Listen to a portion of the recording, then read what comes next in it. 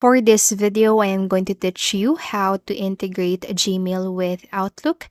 And the first thing that you need to do is to simply go to mail.google.com and make sure to log in into your account. And after doing so, go to the settings by clicking the gear icon situated on the upper right part of your screen.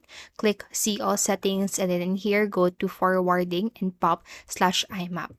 And on this section, go ahead and locate IMAP access, and then in here, just click or toggle on enable IMAP. So make sure that you click on save changes, and you can also tweak anything on this section if you want to. And once you have done that, go to your Outlook.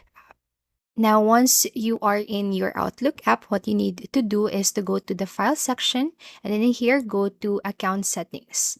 So in your account settings, go ahead and click on to the new button, and this is where you'll need to type in your details. So for example, your name, your email address, your password. So I'm just going to do that. And after typing your credentials, click on the next and then wait for it to configure.